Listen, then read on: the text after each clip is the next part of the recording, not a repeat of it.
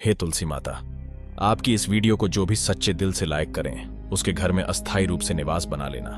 जय तुलसी माता। उसके घर में कभी अन्न धन की कमी कभी मत होने देना। लाइक जरूर करें। तुलसी को जल देते समय बोलने चाहिए ये 3 शब्द, सभी मनोकामनाएं पूर्ण हो जाती हैं। दोस्तों, पिछले वीडियो में हमने आपको तुलसी को जल देने के महत्व की कथा सुनाई है। आज की इस वीडियो में हम जानेंगे तुलसी को जल देते समय क्या बोलना चाहिए। एक बार की बात है, देवी सत्यभामा ने भगवान श्री कृष्ण से तुलसी को जल देने का महत्व पूछ लिया था। तब भगवान श्री कृष्ण ने उन्हें उसका महत्व सुना दिया था। आगे देवी सत्यभामा कहती हैं, हे स्वामी, आपने मुझे तुलसी को जल देने का महत्व तो बता दिया है, किंतु अब मेरे मन में यह जानने की जिज्ञासा हो रही है कि तुलसी को जल कैसे देना चाहिए। तुलसी को जल देने की सर्वोत्तम विधि कौन सी है तथा तुलसी को जल देने का मंत्र कौन सा है। कृपया आप मुझे इन सभी प्रश्नों का उत्तर दें। तब भगवान श्री कृष्ण देवी सत्यभामा से कहते हैं, हे प्रिय, जिस प्रकार से मैंने तुम्हें तुलसी का महत्व सुनाया है, उसी प्रकार से तुलसी को जल देते समय बोले जाने वाले मंत्र का भी बड़ा महत्व है। यह मंत्र केवल 3 शब्दों का है, किंतु इसका प्रभाव बहुत कल्याणकारी है। जो भी मनुष्य नित्य तुलसी को जल देते समय अपने मुख से केवल ये 3 शब्द बोल देता है तो साक्षात लक्ष्मी उसके घर में प्रवेश करती है। उसकी दरिद्रता समाप्त हो जाती है, उसे धन धान्य की प्राप्ति होती है। वह मंत्र बताने से पूर्व मैं आपको तुलसी के इस मंत्र का महत्व सुनाता हूं। इस महत्व को सुन लेने मात्र से ही मनुष्य के समस्त पाप नष्ट हो जाते हैं। उसे 100 वर्षों तक तुलसी को जल देने का पुण्य प्राप्त हो जाता है। इसीलिए देवी, आप इस कथा को ध्यान से पूरा जरूर सुने। देवी सत्यभामा कहती है, हे प्रभु, मैं इस कथा को पूरा अवश्य सुनूंगी। आप मुझे तुलसी के मंत्र का महात्म्य सुनाइए। श्री कृष्ण कहते हैं, हे देवी, सत्यभामा दक्षिण में एक अत्यंत शोभायमान नगरी थी। उस नगरी में सुशर्मा नाम का एक खोटी बुद्धि का ब्राह्मण रहता था। पापियों का तो वह शिरोमणि था। उसका जन्म एक ऐसे ब्राह्मण परिवार में हुआ था जो पाप कर्म करने वाले शास्त्र ज्ञान से शून्य थे। वह जन्म से तो ब्राह्मण था, किंतु कर्म से वह अत्यंत दुराचारी था। वह न पूजा पाठ करता, न ध्यान करता, न जप, न होम और न ही अतिथियों का सत्कार करता था। उसके द्वार पर आए अतिथियों को बिना दान किए ही क्रूरतापूर्वक भगा देता था। स्त्री लंपट होने के कारण वह सदैव ही पराई स्त्रियों में आसक्त रहता था। उसे मदिरा पान करने की भी आदत थी। साथ ही वह मांस खाया करता था। वह दिन में खेत में काम करके पत्ते बेचकर जीविका चलाया करता था और रात्रि में वेश्याओं का सेवन करता था। इस प्रकार से उस ब्राह्मण ने अनेक वर्षों तक जीवन व्यतीत किया। फिर एक दिन वह दुर्बुद्धि सुशर्मा बेचने के लिए पत्ते इकट्ठा करने के लिए एक ऋषि की वाटिका में घूमने लगा और पत्ते तोड़ने लगा। तभी एक काल रूपधारी काले सर्प ने उस ब्राह्मण को काट लिया और उसी समय पर उसकी मृत्यु हो गई। उसके बाद 2 यम के दूत उसे लेने के लिए उस स्थान पर प्रकट हुए और उसे उठाकर यमलोक ले जाने लगे। मार्ग में वह यमदूतों के सामने बहुत विलाप करने लगा, हे दूतों, मुझे कहां ले जा रहे हो? मुझे छोड़ दो, मेरे प्राण बख्श दो। किंतु यमदूत उसे यह कहते हुए ले जाने लगे, अरे दुष्ट ब्राह्मण, तेरे पाप कर्मों के कारण तुझे सांप ने काट लिया है। अब यमराज तुझे अवश्य घोर नरक में डाल देंगे। फिर यम के दूत उस ब्राह्मण को लेकर यमलोक पहुंचते हैं और यमराज के सामने खड़े हो जाते हैं। चित्रगुप्त उस ब्राह्मण का लेखा जोखा निकालते हैं और यमराज से कहते हैं, हे धर्मराज, इस ब्राह्मण ने बचपन से लेकर मृत्यु तक पाप ही पाप किया है। इसने कभी कोई पुण्य का काम नहीं किया है। फिर धर्मराज अपने दूतों से कहते हैं, हे दूतों, इस घोर पाप करने वाले ब्राह्मण को उठाकर ले जाओ और इसे नरक में डाल दो। फिर यम के दूत उस ब्राह्मण को ले जाते हैं और नरक की भयंकर अग्नि में धकेल देते हैं। अनेक वर्षों तक नरक में सजा भुगतने के बाद उस ब्राह्मण को दूसरे जन्म में एक बैल का शरीर मिलता है। बैल का जन्म पाकर वह बोझ उठाने का काम करने लगा। उसका मालिक उससे दिन रात काम करवाने लगा। फिर जब उस बैल की शक्ति कम हुई तो उसके मालिक ने उसे एक लंगड़े आदमी को बेच दिया। उस लंगड़े आदमी ने उस बैल को खुद का बोझ उठाने के लिए उपयोग किया। वह उसकी पीठ पर बैठकर घूमा करता था। इस प्रकार से उस बैल ने 8 वर्ष तक उस लंगड़े आदमी का बोझ उठाया। फिर एक दिन वह लंगड़ा आदमी उस बैल की पीठ पर बैठकर किसी ऊंचे पर्वत पर जाने लगता है। उस पर्वत पर बहुत देर तक चढ़ने के कारण वह बैल बहुत थक गया। उसकी शक्ति क्षीण हो गई और कुछ समय बाद वह बैल बहुत जोर से मूर्छित होकर जमीन पर गिर पड़ा और अंतिम सांसें लेने लगा। तभी वहां पर खड़े लोगों को उस बैल पर बड़ी दया आ गई और वे उसके मुख में पानी डालने लगे। फिर उन लोगों में एक पुण्यात्मा व्यक्ति था। उसने उस बैल का कल्याण करने के लिए अपना पुण्य उस बैल को दे दिया। उसे देखकर अन्य लोगों ने भी अपना अपना पुण्य याद करके कुछ पुण्य उस बैल को दे दिया ताकि उसे मुक्ति मिल सके।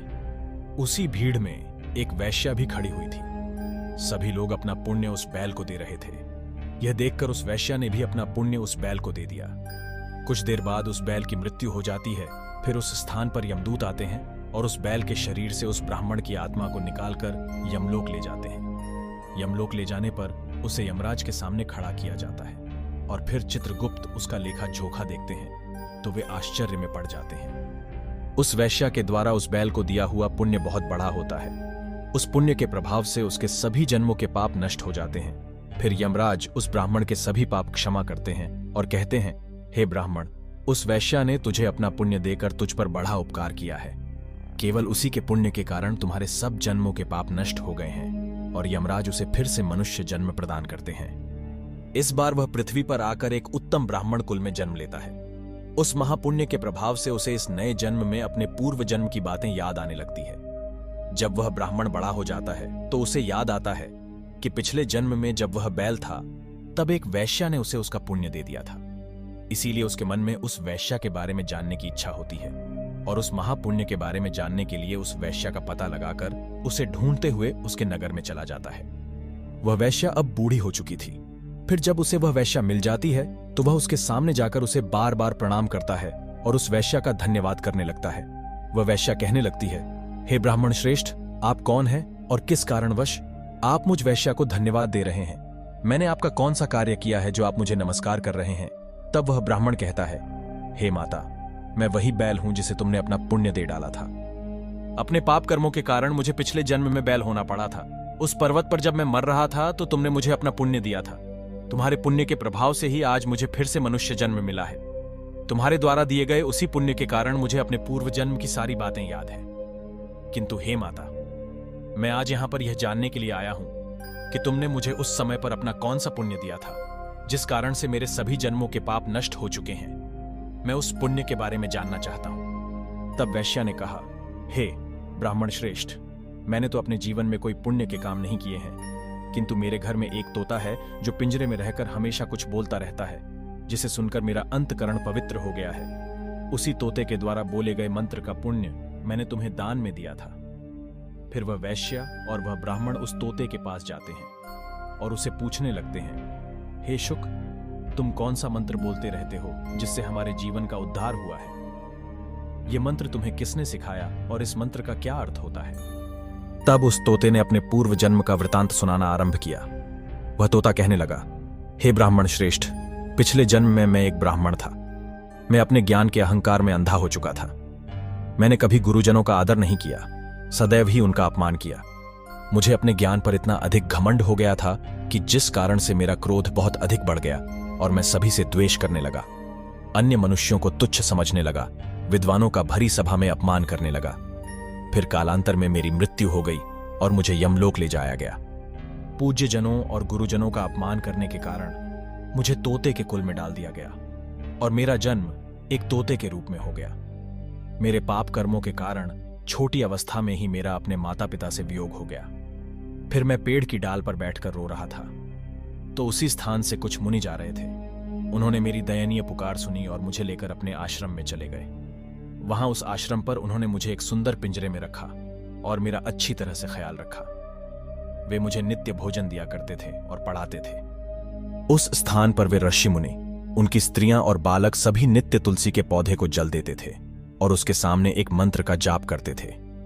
उन्हीं के मुख बार बार उस मंत्र को सुनकर मैंने उसे रट लिया और तभी से मैं उस मंत्र को जान गया हूं और वही मंत्र मैं दिन रात बोलता हूं। उस मंत्र के प्रभाव से मेरी कभी मृत्यु नहीं हुई और मेरी आयु 100 वर्ष की हो गई और मैं इतने वर्षों तक जीवित रहा। इसी बीच एक रात को एक चोर उस स्थान पर आ गया और उसने मुझे वहां से चुरा लिया और फिर इस वैश्या ने मुझे उस चोर से खरीद लिया।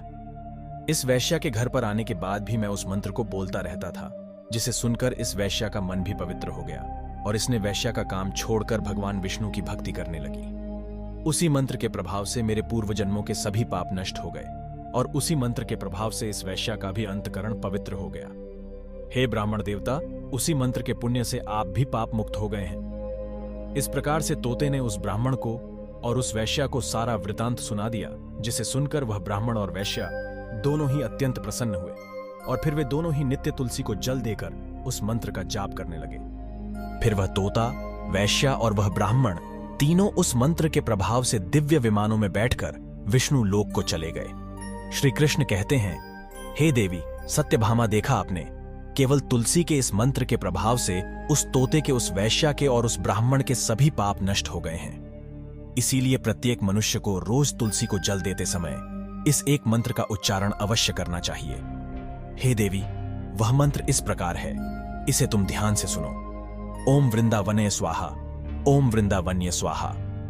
श्री कृष्ण कहते हैं कि जो भी स्त्री नित्य तुलसी के समक्ष इस मंत्र का उच्चारण करेगी वह सौभाग्यशाली बनेगी। जो भी पुरुष तुलसी के सामने इस मंत्र का उच्चारण करेगा उसे अक्षय धन की प्राप्ति होगी। जिस घर के सामने नित्य तुलसी की पूजा की जाएगी उस घर में साक्षात लक्ष्मी का वास होगा। तुलसी का यह मंत्र मंत्रराज कल्पतरु है, यह समस्त फलों को प्रदान करने वाला है। अतः जो भी तुलसी के सामने इस मंत्र का उच्चारण करेगा उसे संपूर्ण सिद्धियां प्राप्त होंगी। स्त्रियों को सदैव ही स्नान करके अपने बाल बांधकर मांग में सिंदूर भरकर नित्य तुलसी को जल देना चाहिए और इस मंत्र का उच्चारण करना चाहिए।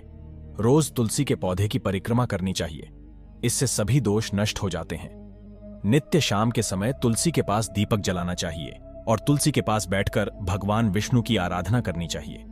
तुलसी के पास दीपक जलाने से मनुष्य को धन धान्य की प्राप्ति होती है। हजारों अमृत के घड़ों से नहलाने पर भी श्री हरि को उतनी तृप्ति नहीं होती जितनी वे मनुष्यों के द्वारा तुलसी का एक पत्ता चढ़ाने से प्राप्त करते हैं। 10,000 गाय के दान से मानव जो फल प्राप्त करता है वही फल तुलसी पत्र के दान से पा लेता है।